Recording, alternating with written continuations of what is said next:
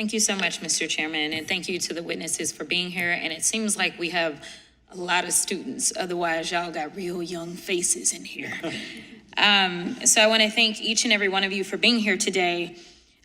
Unfortunately, this is a conversation I never thought we should have. And so let's get into it.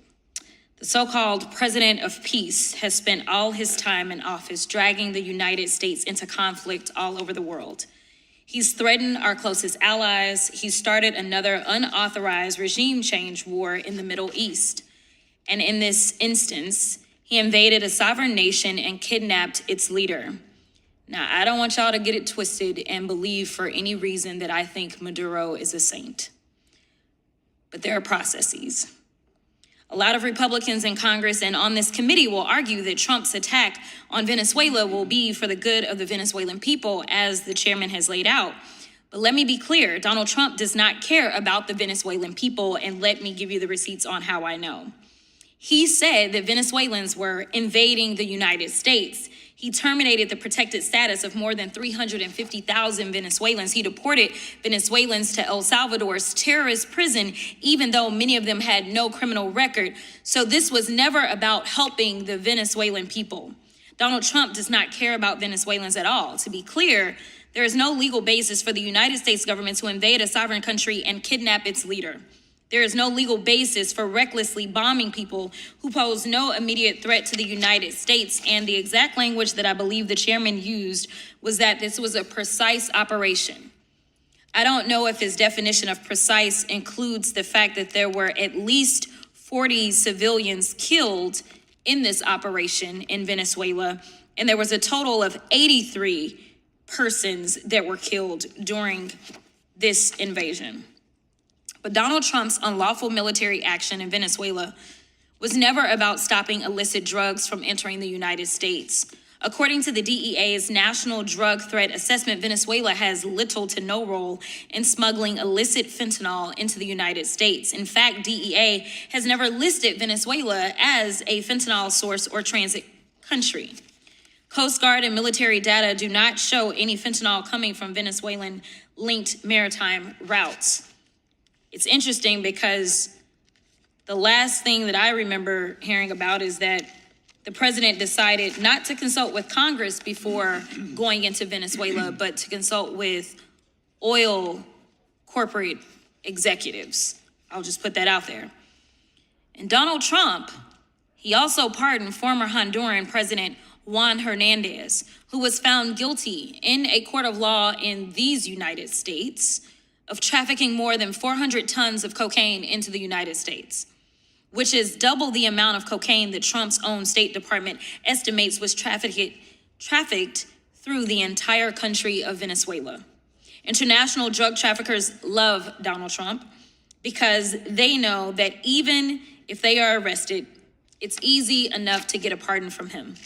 The data shows that Donald Trump is one of the most pro-drug trafficking presidents in modern day history.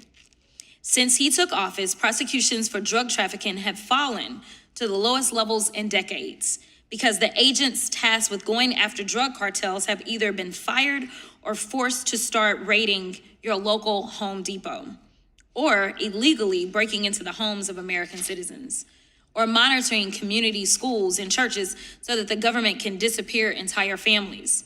It was never about protecting Americans. It was never about bringing democracy to Venezuela. It was never about stopping illicit drugs from entering the country.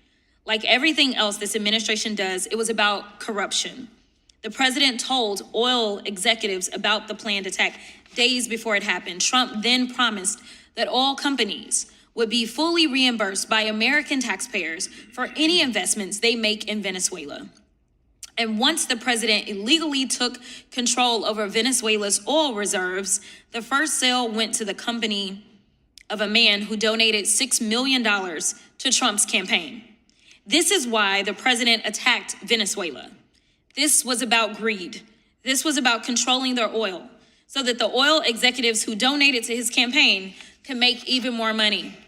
Not only was this illegal and corrupt, it's also extremely expensive for U.S. taxpayers. The operation to capture Maduro cost taxpayers at least $3 billion. And it is now costing taxpayers hundreds of millions of dollars to maintain the oil tankers that the United States government has seized. And as a Texan, let me tell you, this is not helping those in my state that engage in oil work. This erratic and illegal foreign policy is now responsible for the death of 13 U.S. service members and has made the Republican-caused economic crisis even worse. The final point that I'll make is that, especially as we have young people here, I think there is a lot that we can learn from our youth. I remember as a little girl being told things like 2 wrongs don't make a right. It is very clear that Maduro is a wrong guy, and he may have even been illegally in power. But the idea that you would meet illegality with further illegality does not necessarily make it a right. So as someone who is trained in the law, as someone who still respects the law, as someone who believes that law and order should matter in this country, I can't speak for others.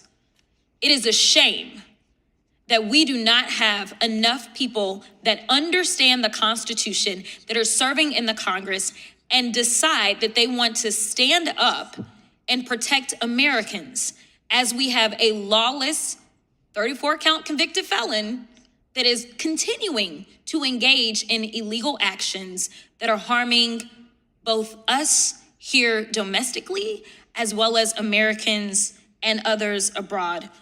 When I heard Rep.Jasmine Crockett expose Trump's Venezuela war and call it illegal, corrupt, and costing lives, I realized this is not just politics anymore. This is about power, accountability, and the lives of ordinary people caught in the middle of decisions made in Washington. Because when a country goes to war, it's not the politicians. Who suffer first? It's the soldiers. It's the civilians. It's the families who wake up to bombs, instability, and fear. And the biggest question she raised is one that should concern everyone who gave the authority for this war, and why was Congress bypassed? Because in a democracy, no president is supposed to start a war alone. That's not how the system is supposed to work. Crockett argued that this operation in Venezuela was unconstitutional and dangerous, and that it could destabilize the region and cost billions of dollars while Americans at home are struggling with everyday costs. And whether people agree with her politically or not, the question of accountability is still important, if leaders can send troops, launch operations, and risk lives without full approval or transparency, then democracy itself starts to weaken, because power without accountability always leads to abuse, no matter who is in office. What makes this situation even more serious is that wars are never as simple as they are presented on television. Governments always say it's about security or freedom or protecting interests, but years later we usually find out there were resources, oil, political influence, or strategic power involved. And that is why people like Crockett are speaking out, because once a war starts, it doesn't just end quickly. It turns into years of spending, years of conflict, and sometimes thousands of lives lost for reasons that the public never fully understands. So this whole situation is bigger than Trump, bigger than Democrats or Republicans. It's really about whether leaders should have unlimited power to start conflicts around the world. Because history has shown us that illegal wars, secret operations, and regime change missions often create more chaos than stability. And if what Crockett is saying is true, then this is not just a political scandal. This is a constitutional and humanitarian issue. At the end of the day, the real question people should be asking is simple. Are these wars actually making the world safer, or are they just creating more enemies, more debt, and more graves? Because if lives are being lost, billions are being spent, and laws are being ignored, then somebody has to speak up. And whether you like Jasmine Crockett or not, she is clearly trying to start that conversation, and now the world is paying attention.